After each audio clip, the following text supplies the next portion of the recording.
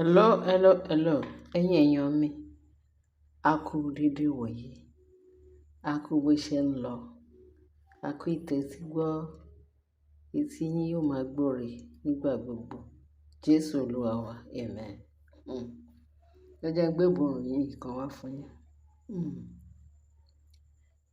Ó ní Ashley pé ó ṣẹ̀dé láti hospital lénìí. Àṣé kábíyèsí àti Naomi, àṣé kábíyèsí wọ́n sọ pé kò sí nílé, wọ́n ló lọ attend program kan ní UK. Òun àti Naomi náà jọ lọ. Bọ́ọ̀lù àná sọ pé wọ́n fẹ́ ṣe program kìíní yẹn. Wọ́n ní jẹ́ẹ̀tì kábíyèsí ló gbé lọ. Kì í ṣe pé bóyá ó fẹ́ lọ máa bọ́ọ̀dù plane níta. Pé kíákíá náà máa dé, ṣe bí UK ò fi bẹ́ẹ̀ jìnnà 6 hours. Ó depend lórí bó ṣe tètè kúrò lọ. Pápápá náà máa dé bá program lọ́la. Lágbára Kristi, àbọ̀ Ọlọ́run á dájú lórí wọn. Bẹ́ẹ̀ ni o, wọ́n bá nígbà tí Ashley dé báyìí, wọ́n ṣe dé sáfù ló bá wọ́n fẹ́ lọ rí kábíyèsí, tó ń lọ kí kábíyèsí. Ó ti ẹ̀ bèèrè lọ kábíyèsí pé kábíyèsí ṣé ó wá tó bẹ́ẹ̀, ó ti ẹ̀ dá bẹ́ẹ̀. Gbogbo ìwọ̀nba nǹkan tó ń ṣẹlẹ̀ láàfin yìí, ṣé òun lòun tẹ́ tó yìí, òun ni lòun jìyà tó yìí, ìyà jẹ òun tó yìí ní kábíyèsí tí ò ti ẹ̀ rí tóun rò, kó má ti ẹ̀ wá wò òun lọ hospital.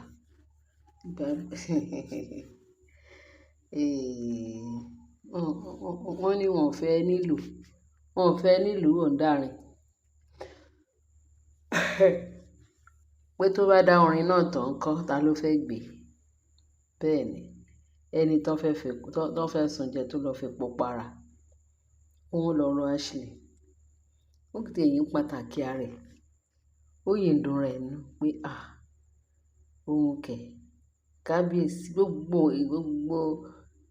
nǹkan tó ń ṣe, gbogbo ìpàwọ́dà tó ń ṣe, ó ti jọ wọ́n lójú pa. So ó bẹ́ẹ̀ ṣe bẹ́ẹ̀ tán bá ti tọ́lá fún kábíyèsí kí kábíyèsí máa gbà lọ ni. Ó máa gbà lọ ṣù. So wọ́n ní confidence nínú òṣì tó ń ṣe. Wọ́n rò pé bóyá ó jọ. Wọ́n ò mọ irú ẹni tí kábíyèsí tó mú mọ́ra, tó máa ta gbogbo àwọn agbára kágbára, wọ́n máa ta gbogbo wọn dànù.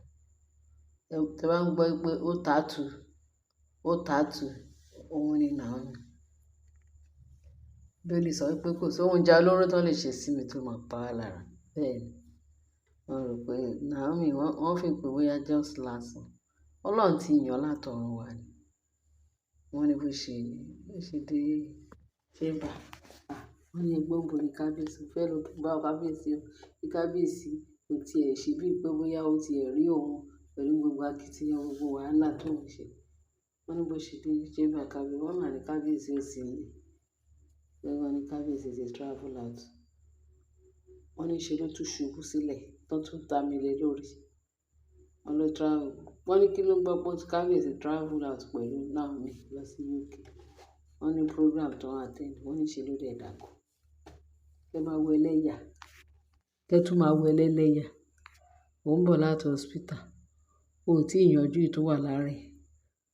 Tó sá eré pé kí ni Queen Naomi tó tẹ̀lé ọkọ ẹ̀ lọ sí UK láti ìjọ yìí tó ti ń ṣe program. Local program ní kábíyèsí lòun àti kábíyèsí máa ń lọ rí. Òun ò lọ sí international program. Naomi náà kábíyèsí. Ó dàbí ìpè ṣe náà ti ẹ̀yẹ ńlá là. Wọ́n ò tí mọ real thing tó fẹ́ ṣe lọ́la yìí. After tó bá dọ̀la ń sìn, wọ́n á ṣe wá gba Jésù. Wọ́n á gba kókó, wọ́n á ṣe wá mọ̀ pé òótọ́ ni kábíyèsí. Wọ́n rò pé kán yìí ṣeré ni. Kábíyèsí ń ṣe bẹ́ẹ̀. Torí babaláwo wọ́n ti fún wọn ní confidence bàjẹ́bàjẹ́.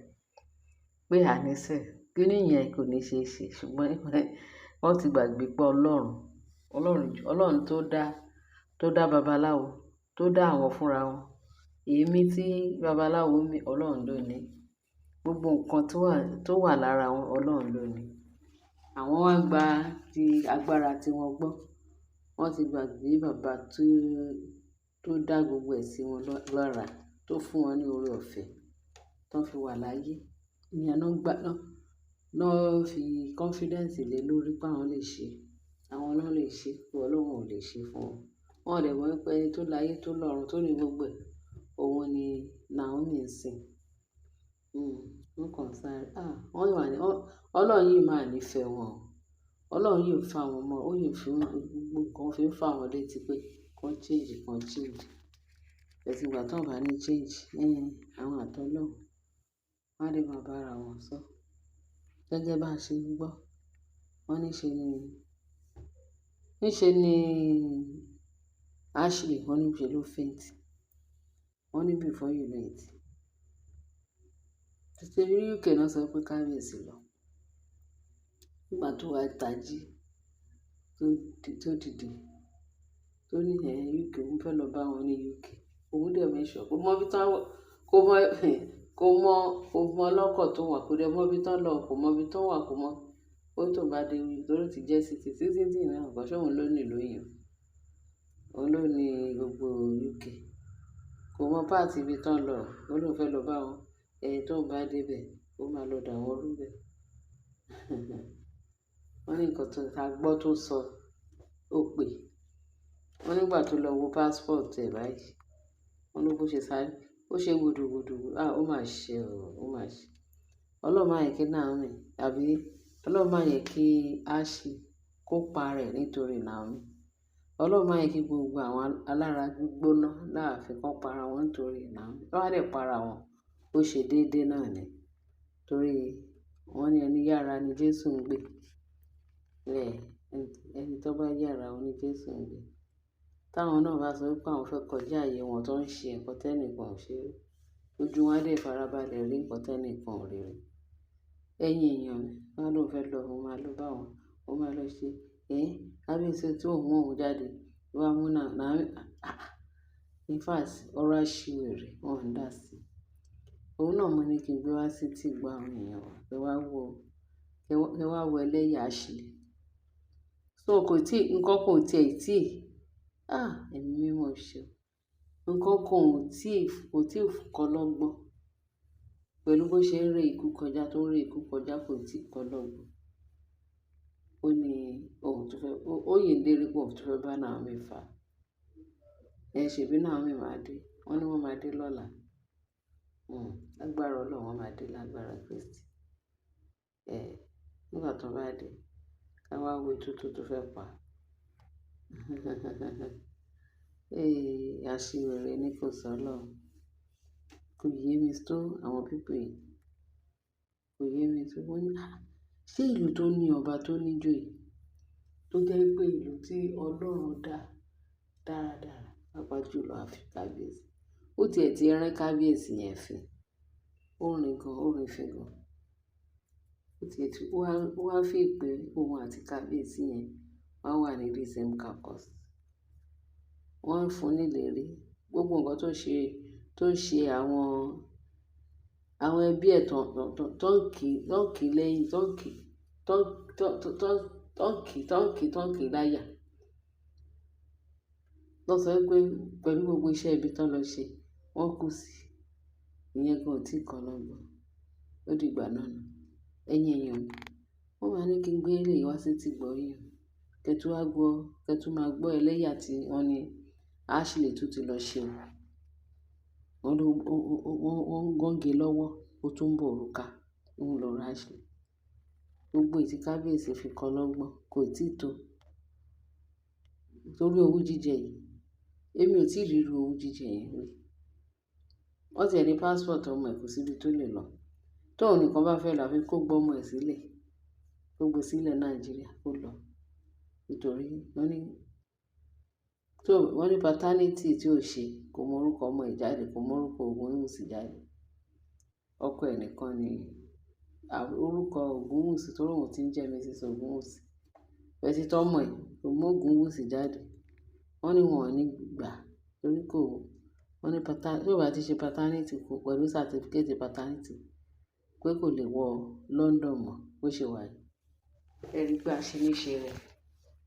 Ó lóun iṣẹ́ lónìí. bóyá tó bá máa lọ sí UK bóyá òun nìkan ló máa lọ máa gbọ́ ọmọ yẹn pẹ̀lú èrò tó fẹ́ fi gbà bùkún ṣùgbọ́n wọ́n sọ fún un ó lóun ò ní gbọ́ lọ ṣe paternity lọ ṣe gbogbo traditional right ó lóun ní ṣe ó dìgbà náà nà kábíyèsí ó ti ṣiṣẹ́ gbogbo wọn lé gbogbo yẹn bẹ́ẹ̀ ni ta ló mọ̀ wọ́n láyé yìí ta ló mọ̀ àfi kábíyèsí ọlá kábíyèsí náà fẹ́ máa jiná ṣe gàlégàlé tó ń ṣe gìràgìrà wọ́n ti fẹ́ ẹ̀yin èèyàn mi wọ́n ní gbogbo ilé wa sì ti gbọ́ yín kẹ́ lè gbọ́ nǹkan tó ń ṣẹlẹ̀ ẹ ṣé gan ẹ ṣe tẹ́tí sí wa bá a ṣí àkíwá like kẹ́kẹ́ ni wọ́n wá subscribe ẹ ṣé gan bye.